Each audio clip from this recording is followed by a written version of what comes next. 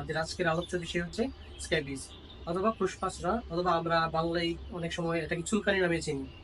এই চুলকানি জিনিসটা কিন্তু ইদানিং বাংলাদেশে খুব বেশি বেশি হচ্ছে, এবং এটি যেহেতু সংক্রমণ জনিত রোগ, এই কারণে সবার মধ্যেই খুব দ্রুত ছড়িয়ে পড়ে।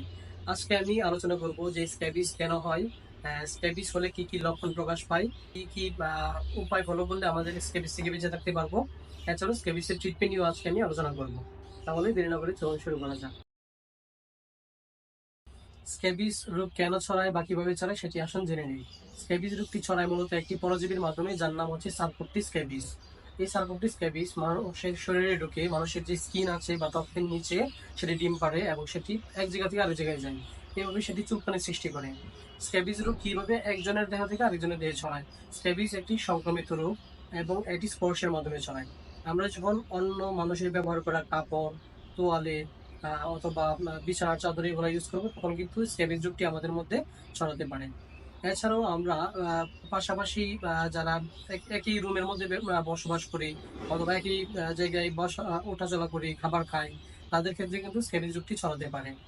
মানে এটি একজন মানুষের দেহ থেকে অন্যজনের মানুষের দেহে সংক্রমিত হয় ব্যবহার করা জিনিসপাতি দ্রব্যাদির মাধ্যমে।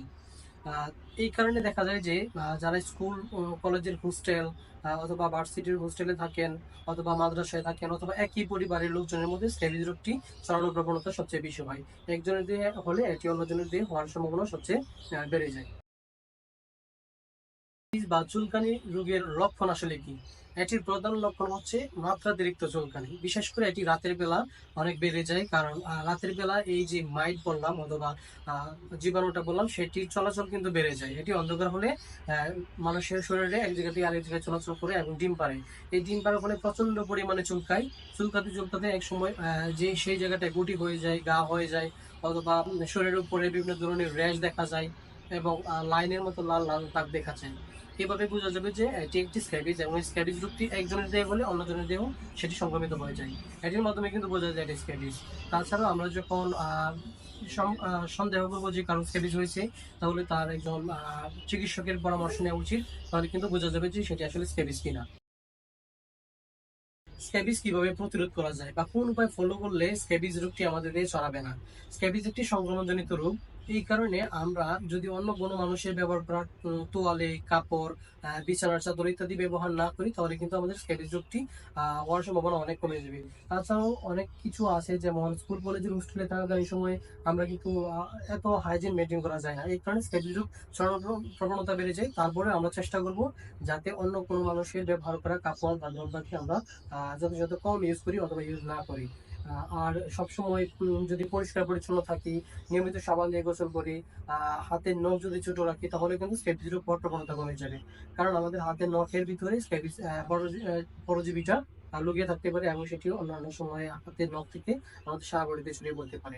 এই সমস্ত নিয়ম ফলো করলে কিন্তু স্ক্যাবিস রোগের প্রবণতা অনেক কমে যাবে। স্ক্যাবিস রোগ যে লক্ষণগুলো বললাম, এটি আসলে কোথায় কোথায় হয়? স্ক্যাবিস রোগের এই যে চুলকানি বা গুটি হওয়ার প্রবণতা, সেটা কিন্তু আমাদের সারা বডিতে হওয়ার সম্ভাবনা আছে। তবে হাত এবং পায়ের হাত এবং পায়ের যে আঙ্গুলের ফাঁকগুলোতে, বগলে, উরুতে, গোপন অঙ্গে ইত্যাদি ক্ষেত্রে হতে পারে, অথবা হাতের কবজি দিয়েও হয়। আর বাচ্চাদের ক্ষেত্রে বেশিরভাগই দেখা যায় মাথায়, মুখে, অথবা সারা বডিতেই দেখা যায়।